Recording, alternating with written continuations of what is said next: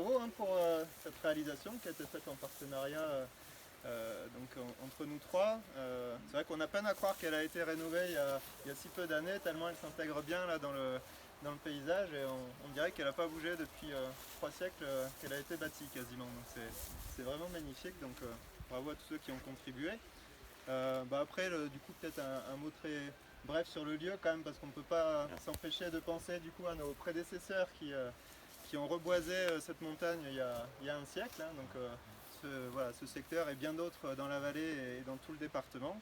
Donc on a peine à imaginer aujourd'hui les conditions de travail et de vie des ouvriers et de leurs collègues qui ont travaillé là.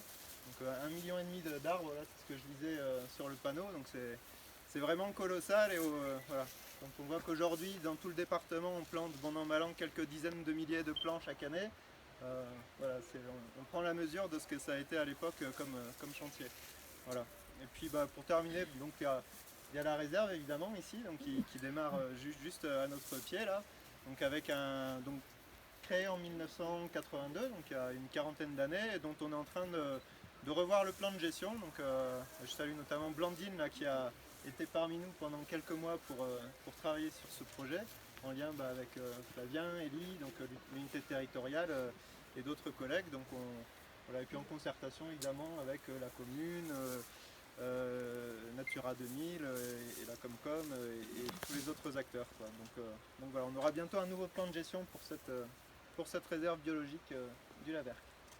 Voilà, donc je ne vais pas m'étendre plus et puis je vous laisse la parole. Et merci encore. Voilà, merci à vous d'être venus jusqu'à nous. Et puis moi je voulais surtout remercier l'association. On a déjà d'une part cette synergie entre l'ONF, la commune et l'association qui a permis de faire ces réparations. Mais en fait c'est vrai, on n'a pas l'impression que ça a été réparé, comme vous le disiez. Et ça veut dire que les réparations ont été de très grande qualité. Merci beaucoup. Et puis, c'est plus joli que ça. Voilà. Et puis voilà, oui, c'est pareil, on pourrait dire aussi que voilà, les choses changent au gré des siècles. C'est vrai qu'ici, il n'y avait plus d'arbres, et puis maintenant, on a du mal à trouver des endroits où on ne voit pas d'arbres. Donc, les choses changent, et je pense que c'est la vie. Donc, il faut laisser les choses changer au gré de la vie et puis au gré aussi des façons d'appréhender les choses. Voilà. Donc, c'est tout ça. On est en pleine nature et suivant les besoins du moment, il faut agir en conséquence. Pas figer les choses. Voilà, eh bien, merci à tous. Je voudrais remercier surtout tous ceux qui ont travaillé là, parce qu'il y a eu des bénévoles qui se sont bien investis. C'est que du travail bénévole en fait. Nous, la commune, surtout le maire, il n'a pas fait grand-chose, parce que on a fourni des matériaux. Il y a un peu les employés communaux qui ne sont pas là aujourd'hui, qui ont travaillé aussi, qui sont venus donner un coup de main et puis faire des choses, surtout mener les matériaux. Et donc voilà, on s'y met tous des choses. Merci beaucoup. Comme dit Daniel, quand on s'y met tous, on remet les montagnes. Oui, il ne faut pas trop les remuer. Pas trop, non, mais si, pas trop. Donc d'une part, un petit mot pour les absents. Et je viens de voir que mon père et ma mère ont gravé leur nom sur cette cabane. Je ne l'avais jamais vue. Et puis mon père a travaillé, donc il est né en 1902. Et il a travaillé peut-être un peu après la guerre ou avant la guerre, il a travaillé à planter des arbres ici. Comme absent donc, plus récent, j'excuse et je salue Alain Castan, donc votre prédécesseur, grâce à qui, et puis surtout à l'agent forestier, donc Thierry Réa, qui était convaincu qu'il fallait sauver ces bâtiments. Donc on a pu passer cette convention, on s'est réunis au mois d'avril 2020 avec le maire, avec Paul Wagner, l'architecte. On a eu une réunion à Digne et puis on s'est mis d'accord tout de suite, même si la convention n'a été signée que le 17 octobre 2017. Les travaux avaient déjà commencé. Et la cheminée, parce que vous avez dit que c'était que des bénévoles, non. L'ONF avait commandé au maçon qui est, je ne sais pas où il se cache, Jean-Yves il est là. Je cache toujours. C'est lui qui a restauré la voûte. Avec lui, on a monté la grande porte en bas pour que les gens ne viennent plus se servir des toilettes de la voûte. Et il a refait la cheminée en même temps, donc on a refait la toiture. Et Jojo qui est là fait la révision générale de cette toiture. Donc voilà. Et j'oubliais quand même qu'autour de nous aujourd'hui, il y a beaucoup de forestiers, j'en salue. Donc j'excuse à Alain Castan. Il y a un ancien ingénieur de Barcelonnette qui est à l'origine du livre à la découverte du Vallon du Lavert, qu'on va renouveler bientôt puisqu'il est épuisé. Je salue tous les collègues de l'ONF qui sont là. Et quand on a quelque chose à se dire, on se dit toujours, et je crois qu'on travaille en bon partenariat. Et puis je salue, il est où? Les deux ouvriers forestiers. On a un d'ouvrier forestier qui a commencé sa carrière comme ouvrier forestier ici à restaurer les sentiers. Et puis il est où l'autre chapeau? Il est où? Christian, il est où Christian? Christian qui toute sa carrière a travaillé comme ouvrier forestier, qui jusqu'en 90 est venu travailler ici. C'est ça? Jusqu'en 92, après je suis à la Jusqu'en Seine. 92, a travaillé ici à refaire le bâtiment, à faire la cheminée, refaire les sentiers à l'époque où l'office avait les moyens de refaire, d'entretenir tous les sentiers qu'on ne lui donne plus maintenant.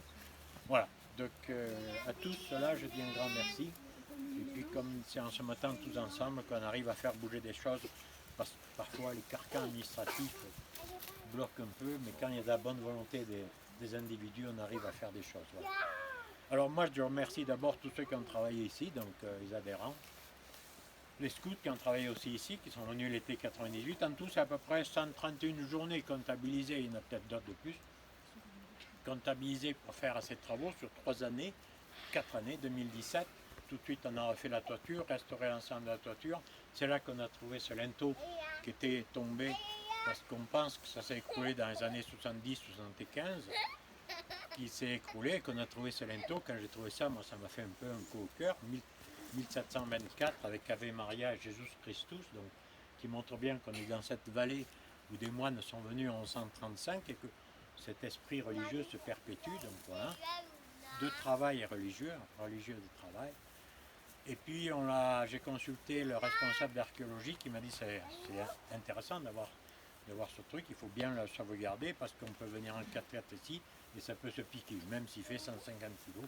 Donc du coup on a mis ça à la cheminée, ça a été une épreuve entre Noël et Jean-Yves Guérin avec un palan, le monté, on l'a traversé de part en part avec des fers pour que quelqu'un ne vienne pas le déceler. Donc on espère qu'il restera. Et puis après, 2018, on a fait l'appentis derrière où il y a un bûcher, un WC sec avec les scouts, on a fait tout le drainage du bâtiment, on a fait des travaux intérieurs, on a fait le dallage devant la cheminée. 2019, l'année dernière, on a continué à faire des travaux intérieurs.